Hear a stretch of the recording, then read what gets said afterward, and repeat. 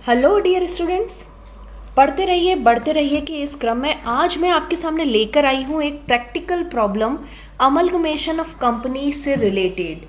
Believe me students, आज जो practical problem हम आपके साथ करने वाले हैं उस प्रैक्टिकल प्रॉब्लम को करने के बाद आपको अमलगमेशन ऑफ कंपनीज बहुत ईजी लगने लग जाएगा। ये चैप्टर सारे कंसेप्ट मैंने इस प्रैक्टिकल प्रॉब्लम में शामिल किए हैं, तो जल्दी से आगे बढ़ेंगे और पूरा वीडियो आप इसको देखेंगे इस टॉपिक को समझने के लिए।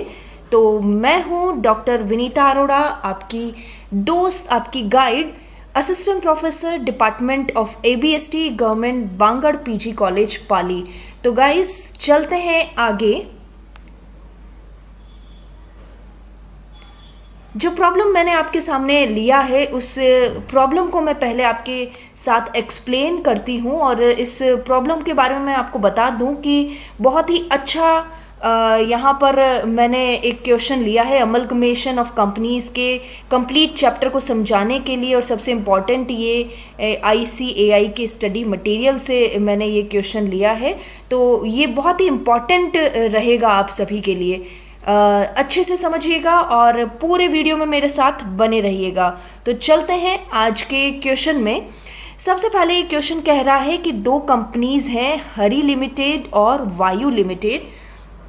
उनका 31 मार्च का बैलेंस शीट गिवन है। तो बैलेंस शीट जो गिवन है कुछ इस तरह से, एक बार फिगर्स हम देख लेते हैं। गुडविल बता रखी है 50,000, 25,000, इसी तरह से building, machinery, inventory, trade receivable, cash at bank सभी। साथ ही लाइबिलिटीज़ आपको गिवन है। स्टूडेंट्स नोटिस करिए, यहाँ पर लाइबिलिटीज़ में हमें इक्विटी शेयर्स हैं वो 10 रुपये के हैं। देखिए हरी लिमिटेड के 10 लाख का और वायु लिमिटेड के 3 लाख का है। इसी तरह से प्रेफरेंस शेयर्स भी हैं। 9% प्रेफरेंस शेयर्स तो हैं हरी लिमिटेड में और 10% प्रेफरेंस शेयर्स हैं वायु लिमिटेड में। जनरल रिजर्व हमें दे दिया गया है, रिटायरमेंट ग्रेच्युटी फंड दिया गया है, ट्रेड पेबल दिया गया है। अब इम्पॉर्टेंट ये है कि अब नीचे के एडजस्टमेंट्स को या नीचे जो अदर इन्फॉर्मेशन गिवन है उन्हें आपको अच्छे से देखना होगा, तभी आप डिसाइड करेंगे कि ये अमलगमेशन का टाइप कौन सा है। यानी हमें कोई भी क्वेश्चन करने से पहले सबसे पहले ये डिसाइड करना होगा कि ये कौन से टाइप का है। It is the nature of purchase और नेचर ऑफ मर्जर, दोनों में से कौन से टाइप का है। तो अभी हम इनके इन्फॉर्मेशन को पढ़ते हैं एंड डिसाइड करते हैं। तो सबसे पहले देखिए 10% preference share holders are to be paid at 10% premium by issue of 9% preference shares of Hari limited. देखिए यहाँ पर एक्चुअली हरी लिमिटेड ने वायु लिमिटेड को एक्वायर्ड किया है, एब्जॉर्ब्ड किया है। कुछ इन्फॉर्मेशन जो नीचे की तरफ थी वो मैं यहाँ ले नहीं पाई हूँ, लेकिन यहाँ पर ये क्वेश्चन यहाँ पर एक इन्फॉर्मेशन जरूर साथ में दी गई है लास्ट में। वो ये है कि हरी लिमिटेड ने वायु लिमिटेड को ऑब्जर्व किया है। तो ये चीज़ हमारी क्लियर हो गई है। हमारी जो न्यू कंपनी है या फिर हम कहें कि हमारी जो ट्रांसफरी कंपनी है वो हरी लिमिटेड है, और जो हमारी ओल्ड कंपनी है, यहाँ पर जो मैंने कंसेप्ट आपको दिया था, ओल्ड मीन्स ट्रांसफरर, O2O, यानी ट्रांसफरर कंपनी जो हमारी है वो है वायु लिमिटेड। तो ये थोड़ा सा आप ध्यान में रखते हुए इन एडजस्टमेंट्स को पढ़ना चाहिए। तो ये एडजस्टमेंट कुछ इस तरह से कह रहे हैं कि 10% प्रेफरेंस शेयर होल्डर्स को पेमेंट किया जाएगा 10% प्रीमियम पर bye issue of 9% preference share of Hari limited. देखिए हरी लिमिटेड के पास 9% प्रेफरेंस शेयर्स हैं, तो ये कहा गया है कि जो 10% प्रेफरेंस शेयर्स है जो कि वायु लिमिटेड के हैं, यानी ये जो 1 लाख रुपीज़ के प्रेफरेंस शेयर्स हैं, इनको पेमेंट कर दिया जाएगा 10% प्रीमियम पर, और उसके बदले में 9% प्रेफरेंस शेयर्स हरी लिमिटेड के इशू किए जाएंगे। फाइन। अगले पॉइंट की बात करें तो अगला पॉइंट कुछ इस तरह से, गुडविल का वैल्यूएशन किया जा रहा है वायु लिमिटेड का। देखिए वायु लिमिटेड हमारी ट्रांसफरर कंपनी है, तो यहाँ पर उसकी सारी एसेट्स और लाइबिलिटी का रिवैल्यूएशन किया जा रहा है क्योंकि ये कंपनी लिक्विडेट होने वाली है। क्योंकि हमने जो अकाउंटिंग ट्रीटमेंट सीखा है उसके अकॉर्डिंग यही है कि ट्रांसफरर कंपनी तो लिक्विडेट हो जाती है और ट्रांसफरी कंपनी जो कि न्यू कंपनी है, जो कि परचेजर कंपनी है, वो कंपनी पर AS14 एप्लीकेबल होता है और AS14 के अकॉर्डिंग हम यहाँ पर उसका अकाउंटिंग ट्रीटमेंट करते हैं। तो देखिएगा इस क्वेश्चन में दोनों ही कंपनीज की बुक्स में मैं आपको किस तरह से काम किया जाएगा, अकाउंटिंग ट्रीटमेंट किया जाएगा, ये सब मैं आपको बताने वाली हूँ। तो देखिए गुडविल वैल्यू किया है वायु लिमिटेड का 50,000 पर, बिल्डिंग को वैल्यू किया है 1,50,000 पर, इसी तरह से मशीनरी 1,60,000 पर, इन्वेंटरी जो कि यहाँ लाइबिलिटी साइड में इन्वेंटरी 10% कम वैल्यू पर लिया जाएगा और साथ में जो प्रोविज़न फॉर डाउटफुल डेट्स है, आई थिंक यहाँ पर मुझे दिख रहा है trade receivables, yes trade receivables, ये हमारे इन्वेंट्री का एसेट साइड का हमने देख लिया, गुडविल बिल्डिंग मशीनरी सब देख लिया, ट्रेड रिसीवेबल भी हमारे पास है, यानी इस पर डेटर्स पर 7.5% का provision for doubtful debts create भी करना है। तो ये कुछ चीज़ें जो बताई गई है। इक्विटी शेयर ऑफ वायु limited will be issued 5% at the 5% premium. देखिए वायु लिमिटेड के इक्विटी शेयर्स इशू किए जाएंगे 5% प्रीमियम पर। किस तरह से यहाँ पर सेटलमेंट किया जाएगा ये सारी चीज़ें मैं आपको बता रही हूँ। ये क्वेश्चन पूरा रहा है। अब लेट्स डिसाइड स्टूडेंट्स कि यहाँ पर ये अमलगमेशन मर्जर टाइप का है या परचेज टाइप का। रिकॉल मर्जर के लिए जो कंडीशंस होती है वो ये है कि सारी एसेट्स और लाइबिलिटीज बुक वैल्यू पर ही ली जानी चाहिए, बुक वैल्यू पर ही ली जानी चाहिए और सारी एसेट्स एंड लाइबिलिटीज को लिया जाना चाहिए। लेकिन क्या यहाँ पर ऐसा कुछ है? नहीं। जो इन्फॉर्मेशन यहाँ गिवन है उस इन्फॉर्मेशन के अकॉर्डिंग यहाँ पर रीवैल्यूएशन किया गया है, चाहे वो गुडविल हो, बिल्डिंग, मशीनरी, एसेट्स का यहाँ पर रीवैल्यूएशन किया गया है। दैट मीन्स ये मर्जर टाइप का तो नहीं है, हो भी नहीं सकता, क्योंकि यहाँ पर जो इन्फॉर्मेशन है उससे हमें पता चल रहा है कि क्या है। अब इसी तरह से हमें ये चीज़ क्लियर हो गई है कि ये परचेज टाइप का है। देखिए स्टूडेंट्स, चाहे आप कोई भी एग्ज़ाम दे रहे हो, BBA, BCom, सभी एग्ज़ाम्स में मोस्टली परचेज टाइप के अमलगमेशन के क्वेश्चंस ही पूछे जाते हैं, इसीलिए मैंने कुछ इसी टाइप का क्वेश्चन लिया है। मर्जर टाइप थोड़ा सिंपल होता है, इसलिए मर्जर टाइप का नहीं लिया जाता है। तो किस तरह से amalgamation at the type of purchase में अकाउंटिंग ट्रीटमेंट किया जाएगा, चाहे वो ट्रांसफरर कंपनी हो चाहे वो ट्रांसफरी कंपनी हो, दोनों ही कंपनीज के मैटर्स में किस तरह से काम किया जाएगा। So let's start. सबसे पहले आपने ये डिसाइड कर लिया कि ये अमलगमेशन का टाइप कौन सा है। अब हम अगली क्या काम करेंगे? अब हम अगला सिंपली हम सॉल्यूशन पर जाएंगे। पहले इस बोर्ड को थोड़ा मैं रब कर देती हूँ और जब हमें सॉल्यूशन पर जाना है तो अब थोड़ा सा दिमाग आपको यहाँ पर शफल करना ही होगा कि हमें यहाँ पर सबसे पहले क्या करना है भाई, क्योंकि यहाँ पर हमें गिवन नहीं है कि परचेज कंसिडरेशन क्या हुआ है। तो यानी अब सबसे पहले हमें परचेज कंसिडरेशन पर काम करना पड़ेगा। पेन हमने ले लिया है और हम चल रहे हैं यहाँ पर हमारा जो वर्किंग नोट जो हम दे रहे हैं। तो सबसे पहले वर्किंग नोट आपको यहाँ पर क्लियर कर लेना होगा स्टूडेंट्स, और वो वर्किंग नोट रहेगा हमारा कैलकुलेशन ऑफ परचेज कंसिडरेशन। अब आप देखिए परचेज कंसिडरेशन के भी मैंने बहुत सारे मेथड्स बताए हैं और ये मेथड्स हैं, चाहे वो नेट पेमेंट मेथड हो सकता है। यदि आपने मेरे पिछले वीडियोस सब अच्छे से देखे हैं तो आपको रिकॉल हो रहा होगा कि हम यहाँ पर परचेज कंसिडरेशन कैलकुलेट करने के लिए कौन से मेथड यूज में लेते हैं। तो net payment method and the second one is yes net asset method.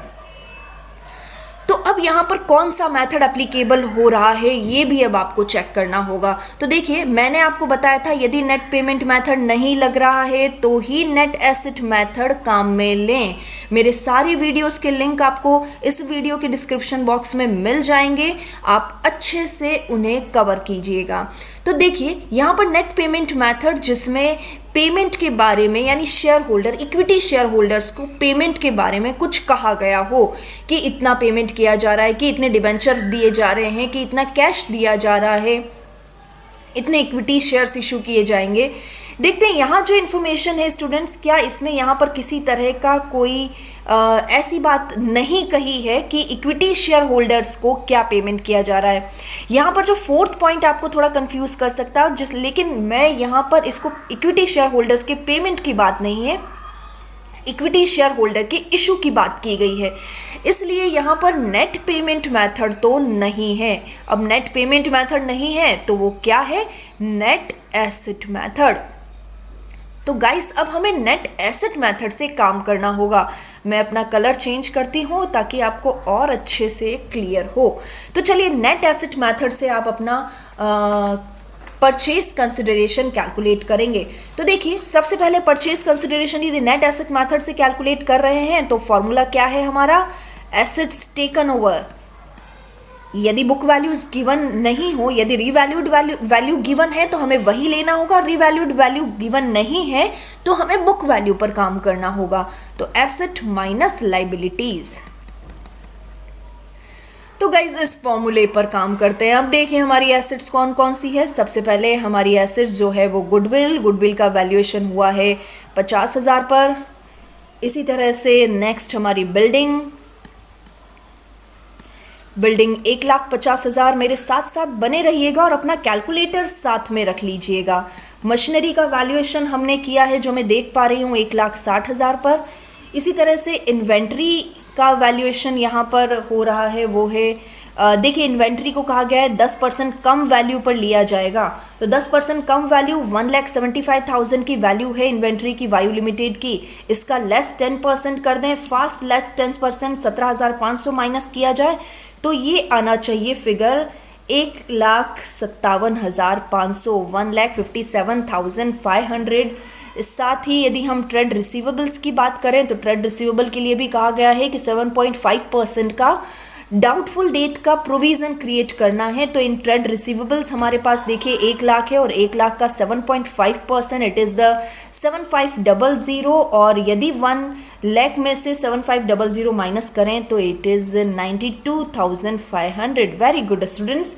और साथ ही में हमारे पास एक और एसेट है जो कि है कैश 20,000। फाइनली ये हमारा एसेट हो गया। अब हमें लेस लाइबिलिटीज़ करनी है। कौन कौन सी लाइबिलिटीज़ हैं, पहले यहाँ पर मैं टोटल लिख देती हूँ ताकि आप लोगों को इजी रहे कि यहाँ पर एसेट हमारे यहाँ पर हो गया। अब नाउ लेस लाइबिलिटीज़ कौन कौन सी आ रही है गाइज, आउटसाइड लाइबिलिटीज़ की बात करते हैं हम यहाँ पर। ये लाइबिलिटीज़ आउटसाइड लाइबिलिटीज़ मीन्स जो कि शेयर कैपिटल और रिजर्व एंड सरप्लस के अलावा हो। तो सबसे पहले जो हमें दिख रही है वो ट्रेड पेबल आउटसाइड लाइबिलिटी है जो कि है 80,000। क्लियरली यहाँ पर मुझे दिख रहा है, उसको हमने क्लियर कर लिया। अब देखिए ग्रेचुइटी, रिटायरमेंट ग्रेचुइटी फंड, आप क्या सोचते हैं इसके बारे में। रिटायरमेंट ग्रेचुइटी फंड क्या है, ये लॉन्ग टर्म लाइबिलिटी है, long term non current liability है। ये जो रिटायरमेंट फंड्स होते हैं, तो ये थोड़ा कंसेप्ट क्लियर कर लीजिए। यदि यहाँ पर आप सोच रहे हैं कि ये तो रिजर्व एंड सरप्लस का पार्ट है, तो नो स्टूडेंट्स, ये कंपनी का अपना इंटरनल पार्ट नहीं है, इंटरनल लाइबिलिटी नहीं है, ये तो कर्मचारियों की है, एम्प्लॉयज़ की है। तो गाइज ये 20,000 भी हम यहाँ पर माइनस कर देते हैं। ये रिटायरमेंट फंड की मैं बात कर रही हूँ, रिटायरमेंट फंड्स का 20,000 भी माइनस कर लिया। मेरे साथ साथ बने रहिए। और अब जो मुझे यहाँ पर माइनस करने के बाद यानी 1 लाख में यदि माइनस कर लेती हूँ तो मुझे जो परचेज कंसिडरेशन मिल रहा है वो 5,30,000 का मिल रहा है। वेरी गुड स्टूडेंट्स, यानी हमारा पहला वर्किंग नोट तैयार हो गया है। थोड़ा स्पेस और लेते हुए, तो अब ये वर्किंग नोट तैयार हो गया है। तो अब देखिए अब इस 5,30,000 यानी 5,30,000 का करना क्या है। अब यदि ये मिल गया है हमें तो अब इनको पेमेंट करना है ना भाई। तो पेमेंट हम यहाँ पर करेंगे और पेमेंट इस 5,30,000 का किस तरह से किया जाएगा। देखिए पेमेंट के लिए इन्फॉर्मेशन आपको गिवन है कि ये परचेज कंसिडरेशन का पेमेंट करने के लिए सबसे पहले प्रेफरेंस शेयर्स का पेमेंट किया जा रहा है। देखिए प्रेफरेंस शेयर्स यहाँ पर कहा जा रहा है कि जो भी प्रेफरेंस शेयर्स हैं, प्रेफरेंस शेयर होल्डर्स को आई थिंक प्रेफरेंस शेयर्स हैं 1 लाख के प्रेफरेंस शेयर हैं वायु लिमिटेड के, तो इसको 10% प्रीमियम पर पेमेंट किया जाएगा। यानी हमारा जो पेमेंट हो रहा है वो प्रेफरेंस शेयर होल्डर्स को हो रहा है। सबसे पहली बात तो प्रेफरेंस शेयर होल्डर को प्लस 10% प्रीमियम के साथ हो रहा है। तो यहाँ पर 1 लाख का 10% प्रीमियम के साथ 1,10,000 मुझे यहाँ पर मिल गया है। तो अब भाई हमारी जो परचेज कंसिडरेशन है वो तो 5,30,000 है। तो अब यहाँ पर जो बैलेंसिंग फिगर बच रहा है वो है 4,20,000 का। अपना कैलकुलेटर आप बराबर लेते रहिएगा। और ये जो मिल रहा है, ये जो 4,20,000 मिल रहा है वो इक्विटी शेयर होल्डर्स को पेमेंट किया जा रहा है, जो कि यहाँ पर कहा भी गया है 5% प्रीमियम पर पेमेंट करना है।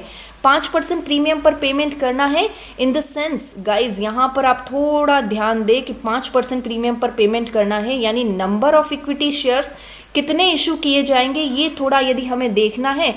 यदि हमारे इक्विटी शेयर की वैल्यू 10 रुपये है और 10 रुपये पर 5% प्रीमियम तो ये 50 पैसे। तो हम जो वैल्यू है उसे डिनोमिनेटर के रूप में यदि रख देते हैं, यानी हमारी जो amount divided by the value of share 10 रुपये तो पार वैल्यू और 50 पैसे इसका प्रीमियम है।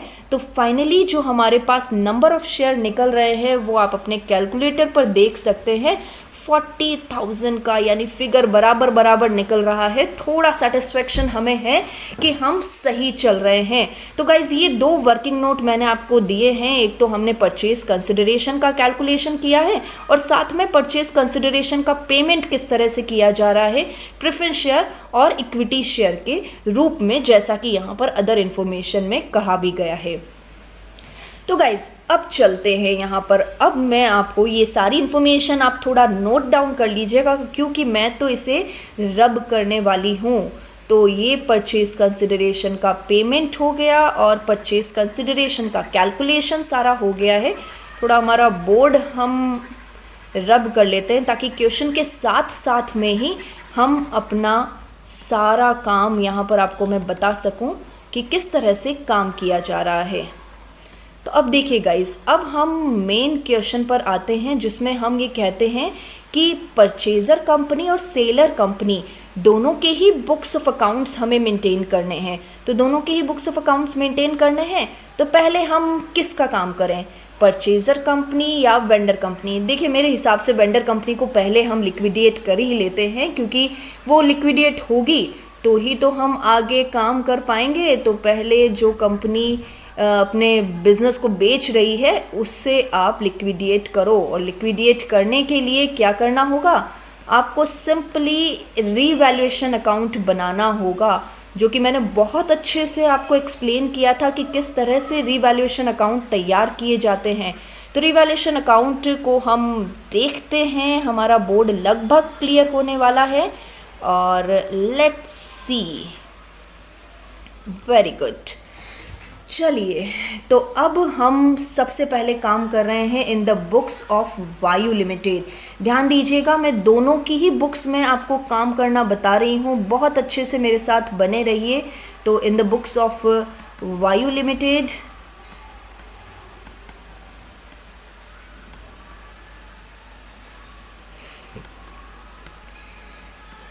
क्योंकि अब लिक्विडेशन करना है भाई, इस कंपनी को तो बंद करना है। तो बंद करना है तो हमें रियलाइजेशन अकाउंट बनाना होगा। तो ये हमारा रियलाइजेशन अकाउंट, थोड़ी लाइन सीधी नहीं खींच पाते हैं। चलिए, रियलाइजेशन अकाउंट बनाना होगा। तो मैंने आपको बताया था कि रियलाइजेशन अकाउंट के साथ साथ केवल आपको रियलाइजेशन से ही काम नहीं चलेगा, आपको कुछ अकाउंट्स और बनाने पड़ेंगे। ये अकाउंट्स हो सकते हैं इक्विटी शेयर होल्डर्स के, प्रेफरेंस शेयर होल्डर्स का हो सकता है, साथ ही हम परचेज़र कंपनी का भी एक अकाउंट बना लेते हैं। देखिए यहाँ पर मैं नाम दे देती हूँ फटाफट। सबसे फर्स्ट अकाउंट हमारा जो बन रहा है वो रियलाइजेशन अकाउंट बन रहा है, क्योंकि यदि हमें एसेट्स एंड लायबिलिटीज़ का लिक्विडेट करना है तो उसको रियलाइज़ तो करना पड़ेगा, रियलाइजेशन अकाउंट बनाना पड़ेगा। दूसरा अकाउंट हम बना रहे हैं इक्विटी शेयर होल्डर्स का, भाई इनको तो मेन पेमेंट करना होगा। और तीसरा अकाउंट हम प्रेफरेंस शेयर होल्डर्स का बना रहे हैं भाई, क्योंकि यहाँ पर प्रेफरेंस शेयर्स भी दिए हुए हैं। स्पेशली यही समझाने के लिए मैंने प्रेफरेंस शेयर के साथ वाला ही क्वेश्चन दिया है। और एक चौथा अकाउंट हम हरी लिमिटेड का बना लेते हैं। चलिए, अब रियलाइजेशन अकाउंट के लिए मैंने आपको क्या बताया था, कुछ यदि आपको याद आ रहा हो तो ये समझ लीजिए, क्योंकि हमें वायु लिमिटेड को खाली करना है, उसकी बैलेंस शीट को एम्प्टी आउट करना है, तो सारे एसेट्स जो कि डेबिट बैलेंस रखते हैं वो सारे के सारे एसेट्स को क्रेडिट बैलेंस में लेना होगा, यानी realisation account debit to all assets. तो यहाँ पर हम सारी एसेट्स को यहाँ खाली कर देंगे। तो देखिए, सारी एसेट्स को हम यहाँ पर खाली कर देते हैं। सन्ड्री एसेट्स जितनी भी हैं हमारी, ये सारी बुक वैल्यू पर होंगी। देखिए, रियलाइजेशन अकाउंट बना रहे हैं तो हमें बुक वैल्यू से ही जो हमारे इस बैलेंस शीट के डब्बे में जो भरा हुआ है उसे खाली करना है। तो सिंपली रियलाइज्ड वैल्यू पर तो काम होगा नहीं, ये तो हमारी इसी वैल्यू पर ही काम हो जाएगा। तो जो एसेट्स हमारी है वो 5,70,000 की हैं। तो 5,70,000 की सारी एसेट्स हमने यहाँ पर रियलाइजेशन अकाउंट के डेबिट में डाल दी है। और इसी तरह से सारी लाइबिलिटीज़ जो कि आउटसाइड लाइबिलिटीज़ है, देखिए कौन कौन सी लाइबिलिटीज़ है आउटसाइड लाइबिलिटीज़, 20,000 और 80,000, यानी ये हमारी 20,000 की रिटायरमेंट फंड और बाय ट्रेड पेबल्स हैं हमारे 80,000 के, ये हमने यहाँ पर डाल दिए।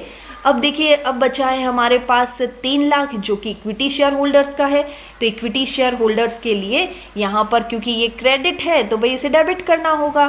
तो यहाँ पर डेबिट इक्विटी शेयर होल्डर्स को क्रेडिट करें और यहाँ पर हम इक्विटी शेयर कैपिटल, तो बाय इक्विटी शेयर कैपिटल, तो equity share capital account debit to equity share holders. तो इक्विटी शेयर कैपिटल हमारे 3 लाख रुपए के यहाँ पर आ चुके। फाइन गाइज, तो ये देखिए सब रिवर्स, क्योंकि एम्प्टी आउट करना है तो एम्प्टी आउट करने के लिए क्या करना होगा, रिवर्स इम्पैक्ट देना होगा। यहाँ पर ये सभी क्रेडिट बैलेंस रखते हैं तो इनको डेबिट बैलेंस करना होगा। डेबिट बैलेंस करना यानी equity share capital account to equity share holder. Okay, तो ये डेबिट बैलेंस इसी तरह से प्रेफरेंस शेयर्स के लिए 1 लाख है तो प्रेफरेंस शेयर्स के होल्डर्स के अकाउंट में यहाँ पर मैंने 1 लाख डाल दिए। क्लियर भाई, ये सब चीज़ें हमारी यहाँ पर हमने एसेट्स खाली कर दी है, लाइबिलिटीज़ भी खाली कर दी है। तो अब क्या करना है भाई, अब परचेज कंसिडरेशन, तो यहाँ पर परचेज कंसिडरेशन लिखते हैं रियलाइजेशन अकाउंट में। तो बाय हरी लिमिटेड, तो एंट्री क्या होती है हमारी, परचेजर कंपनी टू रियलाइजेशन, तो हमारा कितना है 5,30,000, ये अमाउंट हमने यहाँ पर लिख दिया। तो हरी लिमिटेड में भी लिखिए टू रियलाइजेशन 5,30,000। बहुत सिंपल है, बहुत सिंपल। एक एक एंट्री को यदि आप बहुत अच्छे से करेंगे, डबल इम्पैक्ट देना है। यहाँ एसेट्स एंड लाइबिलिटीज़ का ऑलरेडी एक इम्पैक्ट था तो दूसरा इम्पैक्ट हमने यहाँ दे दिया। अभी 5,30,000 का एक नया इम्पैक्ट दिया तो यहाँ पर हमने इसको रियलाइजेशन अकाउंट के क्रेडिट किया तो हरी लिमिटेड में डेबिट कर दिया है। नाउ अब फोर्थ हमें क्या करते हैं, देखिए हम यहाँ पर लेते हैं इक्विटी शेयर कैपिटल में जनरल रिजर्व और आ रहा है यहाँ पर, यस जनरल रिजर्व भी और है, ये 70,000 का इक्विटी शेयर होल्डर्स में हम जनरल रिजर्व में डाल देंगे। ये जनरल रिजर्व हमारा खाली हो गया, ये एक हमारा रह गया था बाय जनरल रिजर्व। नाउ अब किधर चलना होगा, अब हमें प्रेफरेंस शेयर कैपिटल्स भी हो गई हैं हमारी, तो अब हमें यहाँ पर पेमेंट कर देते हैं। अब देखिए प्रेफरेंस शेयर होल्डर्स को कितना पेमेंट हो रहा है, प्रेफरेंस शेयर होल्डर्स को पेमेंट, आपको ध्यान होगा हमने जब पेमेंट किया था परचेज कंसिडरेशन का तो 1,10,000 का पेमेंट हो रहा है। तो प्रेफरेंस शेयर होल्डर अकाउंट को बंद कर दीजिए। ये 10,000 रुपये यहाँ पर बैलेंस जो कि प्रीमियम के रूप में दिए गए हैं, ये अच्छे से यदि आपको ध्यान हो तो मैंने वीडियो में समझाया भी था। ये जो एक्सेस पेमेंट होता है, इस एक्सेस पेमेंट को रियलाइजेशन अकाउंट में डाला जाता है। तो इधर क्रेडिट साइड में, तो इधर डेबिट साइड में ले लीजिए प्रेफरेंस शेयर्स प्रीमियम के नाम से। तो गाइज ये चीज़ क्लियर हो गई है, तो ये अकाउंट हमारा यहाँ बंद हो गया। चलो एक प्रॉब्लम तो निपट गई। ध्यान दीजिए इक्विटी शेयर होल्डर अकाउंट सबसे लास्ट में बंद होगा। तो अब क्या बंद करते हैं, चलिए हरी लिमिटेड को पेमेंट करा देते हैं। हरी लिमिटेड को क्या क्या पेमेंट करवाया है, 1,10,000 का प्रेफरेंस शेयर पेमेंट करवाया है। ये प्रेफरेंस शेयर का हमने 1,10,000 यहाँ पर लिख दिया। इसी तरह से इक्विटी शेयर्स हमने पेमेंट कराए हैं, इक्विटी शेयर 4,20,000 के पेमेंट करवाए हैं। तो 4,20,000 के इक्विटी शेयर पेमेंट हुआ है, तो ये इक्विटी शेयर 4,20,000 का पेमेंट हो गया है। तो देखिए अब रियलाइजेशन अकाउंट में कुछ और डालना नहीं है, तो मुझे लगता है अब इसे क्लोज कर दिया जाए। तो क्लोज करने पर देखिए यहाँ पर जो निकल रहा है इसका टोटल करिए और माइनस करने के बाद जो अमाउंट जो फिगर आ रहा है वो है 50,000 का, यानी इसे 2 इक्विटी शेयर होल्डर्स में डाल दिया जाएगा और ये बैलेंसिंग फिगर है। तो इक्विटी शेयर होल्डर्स के बैलेंसिंग फिगर यदि ये यहाँ पर डेबिट साइड में तो यहाँ पर इसे क्रेडिट साइड में ले लें। बहुत सिंपल है स्टूडेंट्स, बस थोड़ा डेबिट क्रेडिट का आप अच्छे से ध्यान रखें। तो ये रियलाइजेशन के बारे में मैंने ले लिया और आई थिंक 3 लाख और 3,50,000 और ये 4,20,000 अकाउंट मैच, यानी सब कुछ सही रहा। आपने सेकंड स्टेप भी बहुत अच्छे से क्लियर कर ली, देख लिए सब कुछ हमारा अकाउंट मैच हो गया है, तो अभी आप बिल्कुल सही चल रहे हैं। फाइन गाइज, तो चलिए ये हमारा रियलाइजेशन अकाउंट बंद हो गया, ये हरी लिमिटेड बंद हो गया। तो देखिए हमारे अगले स्टेप में हम क्या करने वाले हैं। अगले स्टेप में हम ये तो वायु लिमिटेड की सारी बुक्स ऑफ अकाउंट्स हमने क्लोज कर दी हैं, उसके लिक्विडेशन पर चले गए हैं। तो अब हमें जो काम करना होगा वो काम करना होगा अब हरी लिमिटेड पर बात कर लेते हैं students. Hari limited, in the books of Hari limited हम क्या क्या करेंगे, पहले बोर्ड हम रब कर लेते हैं। और हरी लिमिटेड के लिए बहुत सिंपल जर्नल एंट्रीज मैंने आपको यहाँ बताई थी, तो उन जर्नल एंट्रीज पर हम काम करेंगे क्योंकि बहुत ज़्यादा अब काम हमारा बचा नहीं है। तो ये चीज़ हम आपको क्लियर कर देते हैं guys. In the books of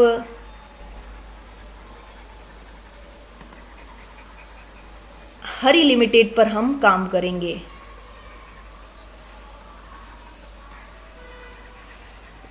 online board को रब करना इतना आसान नहीं है, लेकिन आपके लिए कोशिश जारी है।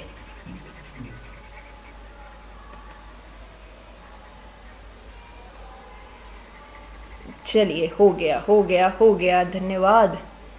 अब हम चलते हैं in the books of colour change कर लेते हैं। चलिए in the books of Hari limited, तो हरी लिमिटेड की बुक्स में कैसे एंट्री करनी है। देखिए वो रियलाइजेशन अकाउंट बनाना ये सब मैंने अकाउंट फॉर्मेट में, लेजर फॉर्मेट में दिया था, जो कि जनरली इसी तरह से पूछे जाते हैं। और यदि हरी लिमिटेड यानी परचेजर कंपनी की बुक्स में एंट्री करनी है तो हम जनरली जनरल एंट्री ही पूछी जाती है। तो जनरल एंट्री किस तरह से की जाएगी, याद कीजिए वीडियो हमारा जो कुछ इस तरह से था। सबसे पहले एंट्री जो होती है बिजनेस परचेज की, भाई हरी लिमिटेड ने सबसे पहले बिजनेस परचेज किया है तो भाई उसको बिजनेस परचेज की एंट्री देनी होगी। तो business purchase account debit to liquidator of vendor company या वायु लिमिटेड हम यहाँ पर देते हैं। और ये सारी एंट्री होगी परचेज कंसिडरेशन के अमाउंट से, भाई 5,30,000 रुपये में हमने बिजनेस को परचेज कर लिया है। तो ये हमारी बिजनेस परचेज की एंट्री होगी। लिक्विडेटर ऑफ वायु लिमिटेड या डायरेक्टली टू वायु लिमिटेड भी कर सकते हैं, लेकिन इन जनरल लिक्विडेटर को ही हम क्रेडिट करते हैं क्योंकि लिक्विडेटर अपॉइंट किया जाता है। सेकंड एंट्री क्या होगी, सेकंड एंट्री अब उसने बिजनेस परचेज किया है तो assets and liabilities taken over की है। तो assets and liabilities taken over करने के लिए हम नेक्स्ट एंट्री करते हैं। देखिए कौन कौन सी एसेट्स एंड लायबिलिटी, गुडविल को नहीं लिया जाएगा, आप फिलहाल इसे छोड़ दीजिएगा क्योंकि गुडविल एक्चुअली बैलेंसिंग फिगर में निकलती है, गुडविल या कैपिटल रिजर्व। तो इसलिए क्या पता कैपिटल रिजर्व हुआ, तो इसलिए हम फिलहाल गुडविल को छोड़ रहे हैं। तो सबसे पहले बिल्डिंग ली है और बिल्डिंग ली है हमारे पास है 1,50,000 रुपये में बिल्डिंग लिया है, तो 1,50,000 की अमाउंट के साथ बिल्डिंग है। साथ में हमने मशीनरी लिया है तो मशीनरी के लिए वैल्यू है 1,60,000 की, बिल्कुल 1,60,000 में लिया है। उसके बाद मुझे जो दिख रहा है वो इन्वेंट्री ली है। तो हर एक एसेट को आप अलग अलग से बताएं तो ज़्यादा सही रहेगा। इन्वेंट्री के लिए हमने वैल्यू पहले भी कैलकुलेट की थी, इट इज़ 1,57,500। ट्रेड रिसीवेबल की बात करें तो ट्रेड रिसीवेबल को डायरेक्ट आप प्रोविज़न माइनस करने के बाद भी लिख सकते हैं, या फिर इसको पहले हम 1 लाख लिख लें और क्रेडिट कर लेंगे हम PBDD को। बैंक अकाउंट फाइनली जो हमारा है वो 20,000 में लिया है। थोड़ी सी स्पेस छोड़ देते हैं, क्या पता गुडविल निकल रहा है कि कैपिटल रिजर्व। टू रिटायरमेंट जो भी बेनिफिट्स हमारा है वो हमने रिटायरमेंट बेनिफिट लिया है उसका 20,000 में। और साथ ही में हमने ट्रेड पेबल लिया है 80,000 में, और साथ में to provision for bad and doubtful debts 5% का हमने क्रिएट किया है, इट इज़ 7500। और फाइनली टू बिजनेस परचेज जो हमने किया है, ये बिजनेस परचेज देखिए, एक ये रहा बिजनेस परचेज और ये एक बिजनेस परचेज ऊपर रहा, रिवर्स इम्पैक्ट के साथ अकाउंट क्लोज हो रहा है, ये 5,30,000। अब देखिए 5,30,000 रुपये दिए हैं, साथ में एसेट्स और लाइबिलिटीज़ को टेकन ओवर किया है, तो भाई देखिए उसको गुडविल मिल रहा है कि उसने जो पेमेंट किया है वो गुडविल का किया है एक्स्ट्रा, या फिर कुछ रिजर्व जनरेट हुआ है। तो इनका बैलेंसिंग फिगर निकालिए गाइस, और मैंने जो बैलेंसिंग फिगर निकाला है और उसके हिसाब से गुडविल जो यहाँ पर आ रहा है, गुडविल आ रहा है बैलेंसिंग फिगर में, और बैलेंसिंग फिगर में जो गुडविल मिला है वो 50,000 का मिल रहा है। तो गाइज़ ये डेबिट क्रेडिट थोड़ा क्लियर हो गया होगा। यहाँ पर बैलेंसिंग फिगर गुडविल रहा है, तो गुडविल क्रिएट हुआ है, यानी 50,000 रुपये एक्स्ट्रा देने पड़े हैं हरी लिमिटेड को, और एक्स्ट्रा देने पड़े हैं क्योंकि उसकी वैल्यू तो इतनी ही थी, एसेट्स माइनस लाइबिलिटी, लेकिन 5,30,000 रुपये दे दिए। तो भाई 5,30,000 रुपये तो ज़्यादा दे दिए, तो ज़्यादा किसके दिए? गुडविल के दिए, तो गुडविल 50,000 की हमें मिल गई। Now third and last entry जो हम बता रहे हैं वो है लिक्विडेटर ऑफ वायु लिमिटेड। देखिए जो ये लिक्विडेटर हमने यहाँ क्रेडिट किया था, इसको कैंसिल कर रहे हैं डेबिट करके। अब क्या है लिक्विडेटर ऑफ वायु लिमिटेड के बाद हमने अब इसको यहाँ पर पेमेंट किया जा रहा है। तो पेमेंट करने के लिए कैसे कैसे पेमेंट हुआ है देखिए, 9% प्रेफरेंस शेयर कैपिटल 5,30,000 का पेमेंट किस तरह से किया जा रहा है, 1,10,000 तो प्रेफरेंस शेयर्स दे दिए।